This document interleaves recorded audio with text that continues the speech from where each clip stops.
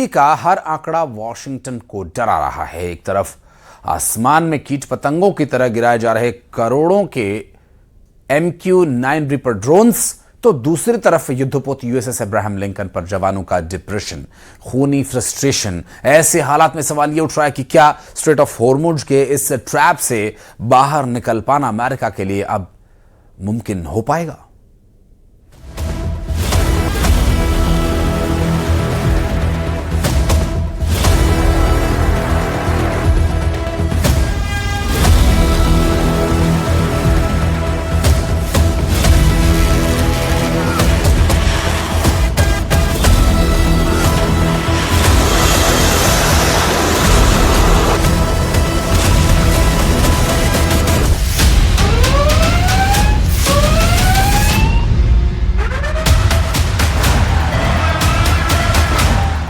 Iran युद्ध को लगभग 170 दिन होने वाले हैं।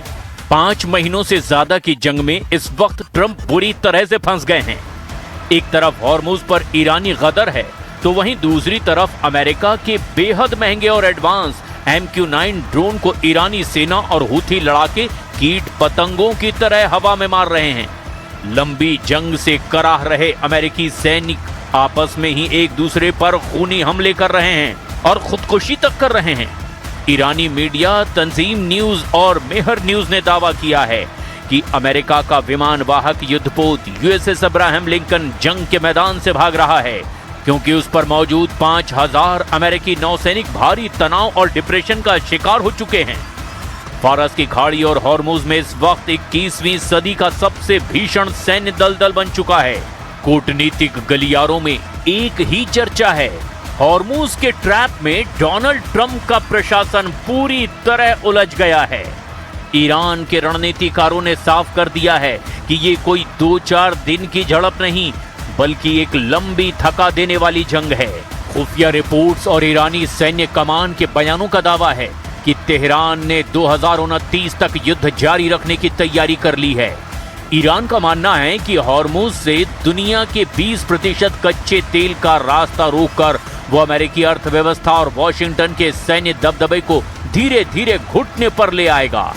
कुल मिलाकर ईरान युद्ध ट्रंप के लिए कोड़ में खाज बन चुका है, जहां सिर्फ और सिर्फ अमेरिका को भारी नुकसान हो रहा है।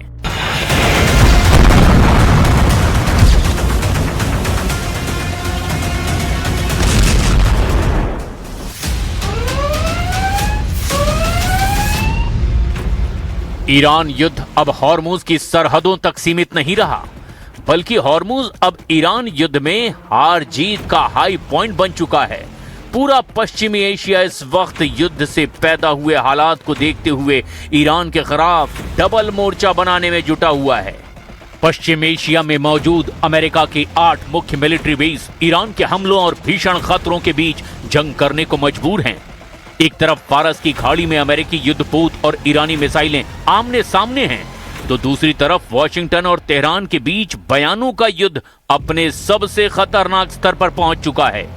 अमेरिकी राष्ट्रपति डोनाल्ड ट्रंप ने सोशल मीडिया पर दावा किया कि स्ट्रेट ऑफ हॉर्मुज पर अमेरिका का पूर्ण नियंत्रण हो चुका है, लेकिन ट्रंप के इन दावों की हवा खुद अमेरिकी अधिकारियों और अमेरिकी मीडिया ने ही निकाल कर रख दी।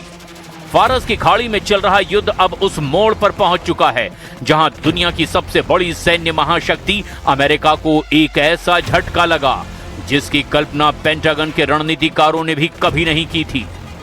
अमेरिकी वायुसेना का सबसे भरोसेमंद, सबसे अत्याधुनिक और घातक हथियार MQ-9 रीपर ड्रोन ईरान के आसमान और हॉर्मुज की हवाओं में मची तबाही का शिकार हो रहा है।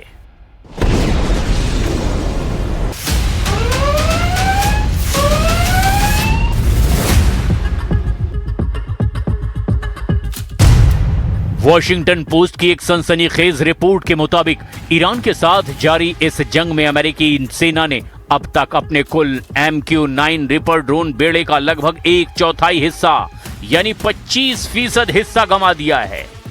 आंकड़ों की भाषा में समझें तो कम से कम 45 महंगे रीपर ड्रोन या तो मार गिराए गए या फिर तकनीकी खामियों की वजह से क्रैश हो चुके हैं। ये नुकसान केवल एक ड्रोन का गिरना नहीं, बल्कि अमेरिका के 1 अरब 30 करोड़ डॉलर यानी लगभग 11,000 करोड़ रुपए से ज्यादा के सैन्य साजो सामान का धू-धू कर जल जाना है। युद्ध शुरू होने से पहले अमेरिकी वायुसेना के पास करीब 165 और अमेरिकी मरीन कॉर्प्स के पास में 20 रिपर ड्रोन सक्रिय सेवा में थे। लेकिन इस जंग की आग इतनी भीषण रही कि महज कुछ महीनों के भीतर ही अमेरिकी एयरफोर्स की फ्लीट घट करके मात्र 135 के आसपास रह गई। पेंटागन के लेफ्टिनेंट जनरल डेविड टैबर ने अमेरिकी सीनेट में अपनी गवाही के दौरान इस भारी नुकसान पर गहरी चिंता जाहिर की। लेकिन सवाल ये उठता है कि दुनिया का सबसे हाईटेक माना जाने वाला ये हंटर किलर ड्रोन इतनी आसानी से निशाना कैसे बन गया? पहला कारण, उड़ान की गति और ऊंचाई। MQ-9 रिपर एक प्रोपेलर चलित ड्रोन है। यह बहुत तेज गति से नहीं उड़ता और जासूसी के लिए इसे अक्सर कम ऊंचाई पर मंडराना पड़ता है। ईरान के पास मौजूद अत्याधुनिक सरफेस टू एयर मिसाइल यानी SAM डिफेंस सिस्टम और इलेक्ट्रॉनिक वॉरफेयर यूनिट्स के सामने ये धीमी गति का ड्रोन एक सॉफ्ट टारगेट यानी आसान शिकार साबित हुआ। दूसरा कारण, संचार का टूटना। अधिकारियों के मुताबिक सभी 45 ड्रोन मिसाइलों से नहीं गिराए गए।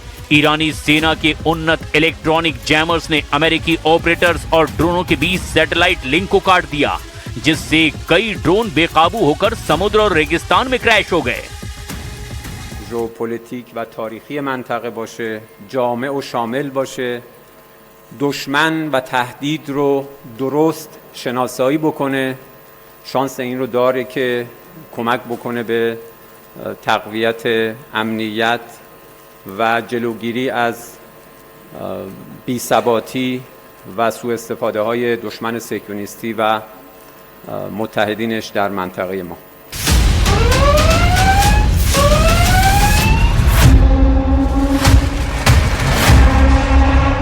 एक अकेले MQ-9 रिपर ड्रोन की कीमत उसके सेंसर, रडार और हथियारों के आधार पर 3 करोड़ से 5 करोड़ डॉलर यानी 250 करोड़ से 400 करोड़ रुपए के बीच होती है।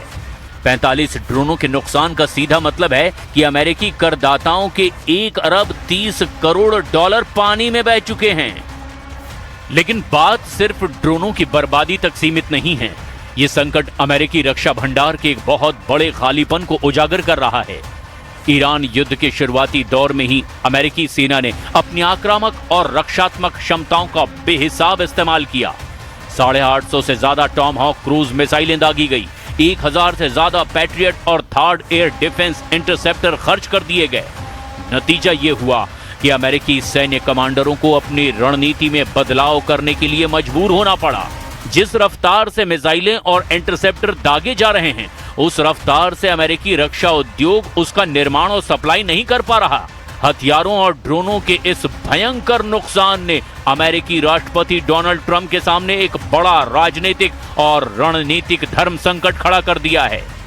45 ड्रोनों का नुकसान, युद्धपोत पर मंडराता संकट और 2029 तक खींचने वाली जंग।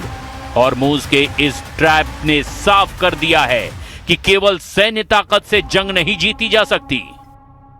Well, the thing I can say with confidence is I think this ends with the United States in a stronger position, with Iran not having a nuclear weapon, and with the Strait of Hormuz returned to a place where oil and gas prices are stable for the American people. I think the issue here, Will, is that the Iranians sometimes make commitments that they don't honor. They make a deal, they don't honor the deal. And I understand your point about the seesaw nature of this, but I think what that reflects is that we have a lot of tools at our disposal to compel action.